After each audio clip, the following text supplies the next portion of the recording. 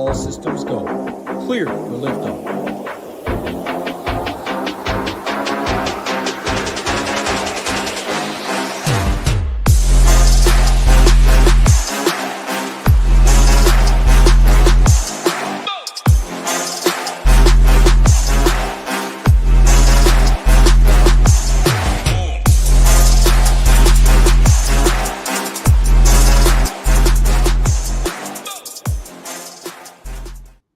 What's going on, golf fans? It's your boy GS Luke here with our round 4 showdown stream for the John Deere Classic. I know you guys can't see me. My camera actually isn't working, so just going to be doing it this way. So let me know in the chat, by the way, if you guys can hear me okay. But here with our round 4 live stream, again, you ready for everything you need on Sunday. So whether that's any questions you've got in chat, player poll deep dives for me, anything on top of that as well, strategy-wise, feel free to go ahead and let me know. We'll go through all of that, as well as everything strategy-based that you need for Sunday. That'll include a weather report, some shots gained metrics, how to build a player pool, even some ownership on there as well. Anything on top of that, though, like I said, just let me know. But we got Big R Colts fan down there who, by the way, took down a bunch of GPPs today on a single bullet that he entered across the board. So congrats to you, man. We got Aaron Smith, Nick down there too, Barry and Brent. Let's have ourselves a Sunday. And Saturday ended up treating yours truly really nicely. No takedowns from the DFS streets, but still some positive ROI. And then also made it 3 straight days of profit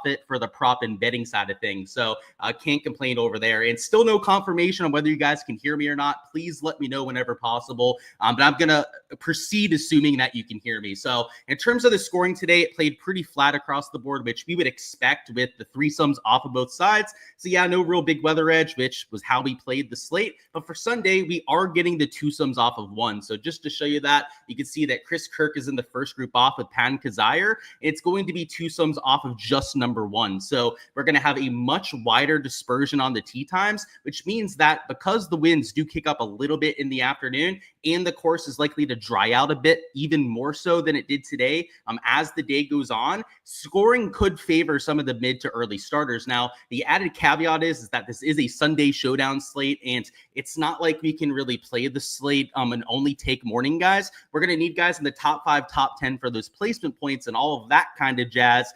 But yeah, I mean, it still could favor that side of things. So when we go to the scoring tomorrow, right, if it plays maybe a quarter stroke, a half a stroke easier on the morning side of things, that wouldn't surprise me in the least. And just for completion's sake, we'll look at a few of the other models. This one even has some rain on Sunday afternoon. NEM model has the winds pretty flat, I'd say. So kicking up closer to like 5, 6 p.m. in that forecast, though. And then GFS is usually one of my go-tos as well. A little bit more rain in this forecast, and the same kind of sustained winds kicking up. And for the tour's sake, I hope that the thunderstorms don't come through because, you know, a delay would be pretty drastic. And you guys can hear me in chat as well. So it looks like we're good there as well. So weather going to be a slight impact, more so for your leverage pieces, but we're going to need a lot of those later starters as well. So I appreciate you guys letting me know about the mic, and let's keep this thing rolling. So we're going to go through the shots gained metrics next, which is a really good way to try and get our player pool built. And the thing that we'll note before talking about what I'm looking for in my plays is the ownership is heavily biased towards the top end. That's been the case for rounds 2 and 3 showdown, but round 4 showdown, it is the same exact way. In fact, even more so than rounds 2 and 3. So for example, I already have my projections done for round 4.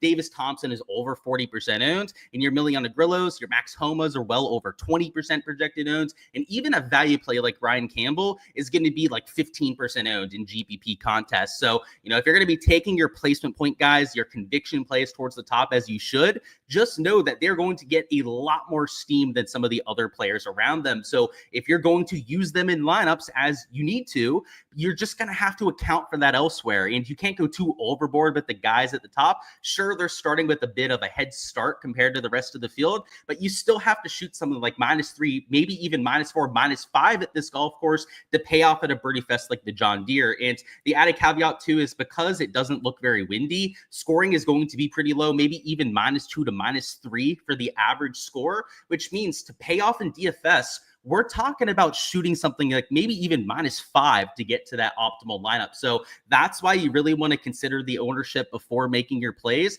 because just starting in the top 5, top 10 is not going to be enough to pay off. This isn't a US Open. This isn't Sunday at a major championship where the scoring conditions are going to be well over par, and starting with 5 to 10 placement points really makes a difference. It's about a birdie difference at this sort of golf course. And with the birdie average at close to 4.5, 5 per round, you can see why it's not the end all be all. So on sites like my Patreon page, of course, the SHIPIT Nation site, when they post their projections a little bit later on, you guys can see the ownership for the entire board. If you're a part of my Patreon page, you can download the sheet right now. I already have it up for some of my subscribers, but you will see if you follow along on that kind of sheet, just how much ownership there is at the top. Like Davis Thompson, head and shoulders ownership across above some of the other guys around them. And I'm still going to have guys like Thompson in my player pool, for example. Like he's somebody I'm playing despite that. It's just that I'm offsetting it a little bit further down the board. Next up, we'll go through the round 3 stats. So that's where I want to start off with trying to build a player pool. And in round 3, I try and look for some ball striking poppers. So towards the top end of the board, we have a Lee Hodges who gained over 4 strokes on approach today. That is next level stuff. Vince Whaley gained over 3 strokes ball striking, also lost strokes putting just like a Lee Hodges. So 2 really good setups stat-wise heading into Sunday. We like guys that are hitting the ball well and then maybe due for some short game regression. And that would be the exact case with both of those top 2 players. And Kurt Kitayama had a low round and he was good across the board, just a slight loser around the green, but gained 3 ball striking, also gained a stroke on the greens. Joel Damon did gain 2.4 strokes on approach, but that did include a hole-out eagle, which was probably about 2 shots gained right there. So we do have to take that with a grain of salt. However, he lost over 2.5 strokes putting today. So he's in my player pool as a short game regression candidate. Not so much the ball striking that's getting him there because of that outlier and that 1-2 strokes on that one shot. But the rest of the shots gained profile was decent enough for me to get there anyways.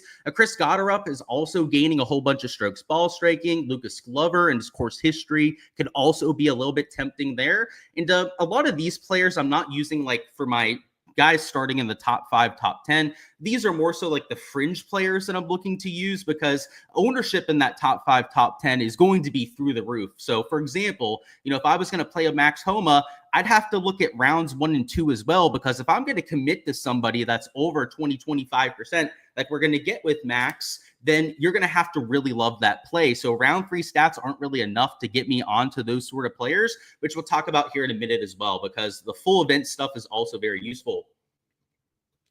So moving on a little bit further, we've also got guys like Rico Hoey, Ben Coles, Davis Thompson, who hit the ball well today. Jacob Bridgman kind of stands out as well, especially because he's more of a putting first player. Ricky Fowler, also Nick Dunlap, who we haven't seen him gain like this many strokes on approach in a very long time. And the putter's been hot this week. Through the first 2 rounds, he had gained over 7 strokes on the greens. So today he was a little bit more pedestrian in that category, only gaining about 0.7 strokes in the putting. But watch out for him if he can continue to hit the ball well and then get back to that magic that he's found so far. But that's how I use the ball striking stats to my advantage. And then we can look at short game regression candidates too. So I already mentioned it with Damon, but guys that lost a whole bunch around the green and putting, but were okay ball striking, could be a little bit of a look for a bounce back as well. So a Pot Guider, he did lose on approach, which isn't great, but he also lost nearly 5 strokes in the short game category. So that feels highly unlikely to happen in back-to-back rounds. And Michael Thorbjornsen losing nearly 3 strokes on the greens.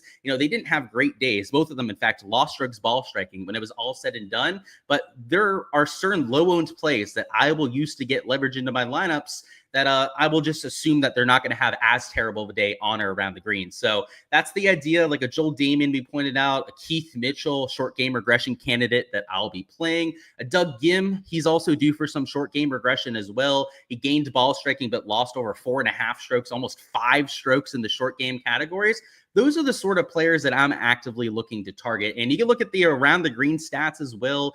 Doug Gim is a short game regression candidate there too, but also a Kevin Yu, a Pot Guider shows up in that same sort of category. A Bud Colley, a Jesper Svensson, you could say could be a short game regression candidate, because all those players, like especially like Jesper, right? He gained ball striking.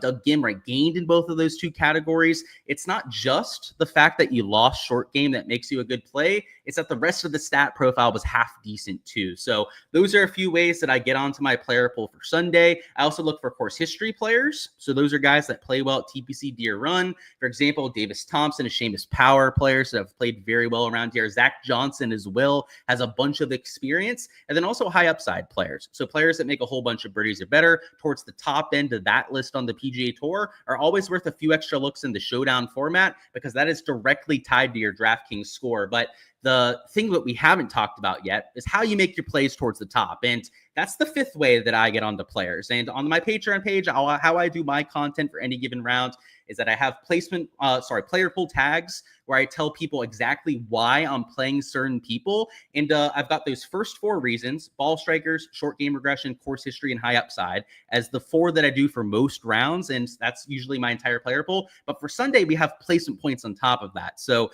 but the reason for that, and the reason why there's a whole separate category for it, is that when I'm playing guys at 25 to 40%, I want to love them. And for that, I want to look at the full event stats. So for that, for example, the best tee to green player up top is Davis Thompson. So I told you I was playing him before. That is why I am making that decision. He's got some of the best ball striking stats towards the top. A Max Homa has also been excellent with the ball striking so far. A Kurt Kitayama and Austin Eckroat also really standing out with that category in particular. If I'm looking for players at that inflated ownership, I'm not playing every single player that I just pointed out, but more than half of them are in my player pool for Sunday. So that's kind of the idea with looking at the full event stats. Round 3 is more so where I'm doing dumpster diving to find guys towards the middle to the bottom. Full event stuff is where I'm, really putting all of my eggs into one basket. So let me see if there's any player pool deep dives that you've got for me in the chat. Afterwards, we're going to go through some strategy on the DraftKings side. So I know we had a question about Cam Champ to start from the GPP winner himself. And you said, can we get a deep dive on him because you're looking at him for a play? And he was bogey 3 for the first 36 holes. He did make a bunch of bogeys today. Today, though, he gained off the tee, gained on approach. And I shouldn't say a bunch of bogeys. I think it was like 2 or 3. So yeah, 3 bogeys on the back 9. That kind of threw him off. But he did it in the right 2 categories. He was positive in the most important stat categories on tour and then lost a little with the short game. So yeah, Cam Champ, if you were looking at him as a potential play, I'm not going to give you much pushback there, is playing decently sustainable golf to this point and was somebody I bet outright. So I kind of hope that he has a big day Sunday and can vault up those leaderboards. You said, data-driven question, should one weigh round 3 tournament, recent player, round 4 scoring the most? You should be looking at all 4 of those things. And frankly, which one you weigh the most comes down to personal preference. I'm usually a big fan of, kind of using it depending on the player I'm looking at. Like with a guy towards the top of the top 5, top 10, I'm not looking at the same things as my lower owned plays towards the bottom. That's just how I personally choose to approach the slate. But I know some people that are very much into like the recent form, some people that are very much into the round before stats, and then some people that completely ignore the stats from the day before. So I would say work at it with your own process, but I do all 4 of those things and I incorporate them at the same time. That's how I handle it. And he said, if Eckroats and Hodges were in my player pool, which one would be the better play or priority? I don't love those kind of questions. I will say, though, that Hodges had the better ball striking day today. Eckroat had a pretty solid one himself, too. So it's pretty close. It's almost a coin flip, I'd say, between those 2. What's going on? Nick says, what are we doing here? I don't know. What are you doing here, Nick? Hopefully having fun in Chicago like you have been all weekend. What's going on? Barry, too. He said, Grio for all the round 4 money. Good shout on that one. Let's see. We're good on the mic, so that's good to hear. He said, you haven't played DFS since 2021. Brian Gay and Mark Hubbard are still sleepers. Yeah, so Mark Hubbard's still kicking it around. Brian Gay, not so much. But Brian Gay is making a whole bunch of money on the senior tour, the last that I saw. So yeah, Mark Hubbard especially, man, he's still a grinder out here. In fact, he was playing pretty well last week. So yeah, good to have you though, man. It's been a while since you've been in the DFS streets, huh? Siwoo low-owned bounce back. So let's look at the stats. That's what I default, especially onto these sort of players. And he's a short game regression candidate, I suppose, because he lost 3 strokes putting. So if you're looking for any, he's at T21. It's worth noting that too, that even with the pedestrian day, he's still in striking distance of top 5, top 10 placement points. So yeah, I mean, I think there's a lot of upside in GPPs to using a Siwoo Kim. Does that mean he's going to get there? Who knows, right? No one has the crystal ball to know that ahead of time. However, He is the sort of player that can get hot. If he shoots something like -6, -7, he could even get close to like a top 5, top 7.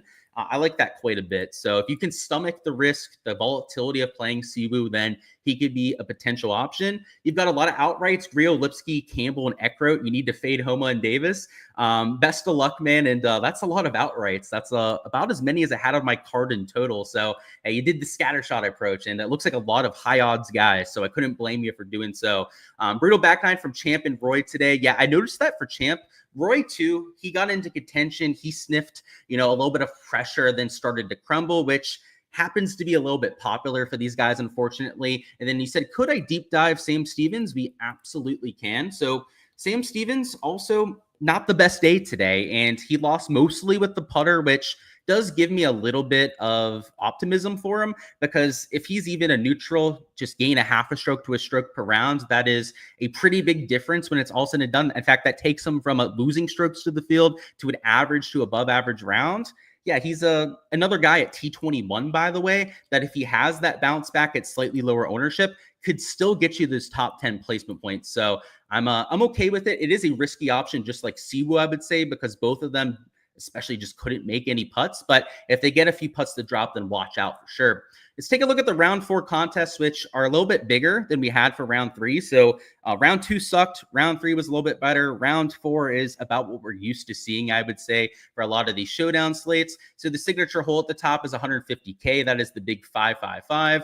That's if you're a higher stakes player, you can check that one out. You've got the sand trap, so which is the big $25 GPP. Super top heavy, but it is a 50K prize pool to first. So if you're looking for a lottery, they've got that one there. You've got this $250 4max, which is a 25% to first place, which isn't the best payout structure, but I've also seen a whole lot worse too. I've got the long drives. So those are the $200 single entries. This one here is also a 5th to first. So some of these top contests are a little bit too top heavy, at least if you're looking for super sustainable contests. And then even the drive the green too, it is a 10K to first contest, but because there's only 50K in prizes, that is 20% to first place. So the 20% to first of this drive the green is one of the better ones that we have of this top tier range. But if you're looking for the best contest, at least in terms of payout structure for tomorrow, you're looking at some of these single entries. So for example, sorry, that was a weird sound outside. For example, this Albatross here, where it's 10% to first place.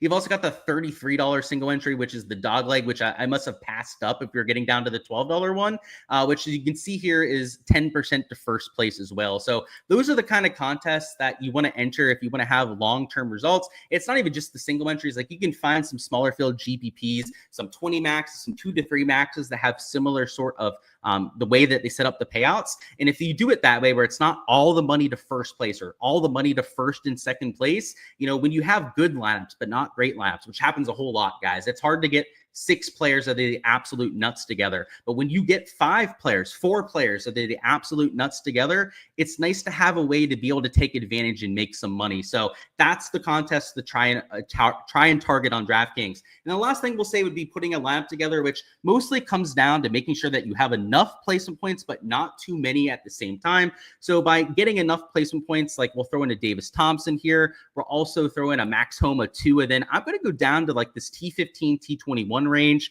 to get like my 3rd, maybe my 4th placement point guy in there. The reason for that is so that we don't have too much ownership, because if you take like 4 guys in the top 10, it's going to get out of hand rather quickly. So let's throw in a Siwoo Kim at T21. I think he's got some sneaky good upside. And then we're left with $7,400 for our last 3 spots.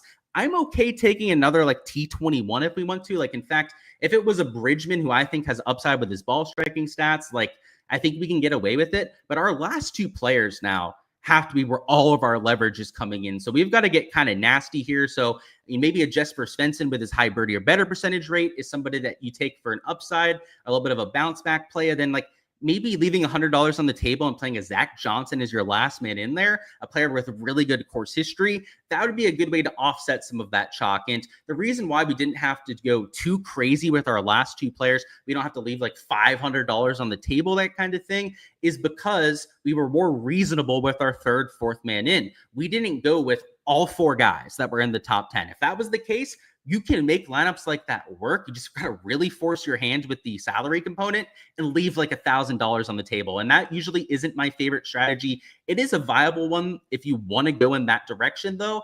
The one that I think, and the one that I've tested and had a lot more success with long term, is doing it this way in a little bit more balanced of a fashion. So if you're in some of the smaller field contests, like the single entries, the 2 to 3 maxes and 20 maxes, then you don't have to go as overboard with getting different. Maybe you can have like a fourth chalky guy in there if you want to. But in the large field GPPs, 3.5 chalky players is as much as I would push it. And I say 3.5 because, like, in the lineup that we took, you could say that Bridgman, Asiwoo Kim would be a little bit high owned, but because they weren't that bad, that's why we can say that, like, we had 3.5 chalky guys in that lineup. And I think that that's the perfect number for those kind of tournaments. So that's all for Sunday, guys. Best of luck with all the exposure you're getting to. I'll see if there's any last second player pool deep dives to go through. And if not, I hope to see a lot of your names towards the top end of those GPPs. Check out my Patreon page for all the content that I do for Sunday. Sheet already posted over there for my members. Projections, player pool, you name it. But let's see what we got. So looks like we're good on the questions. Best of luck out there, guys. And I'll see you guys for all the content next week.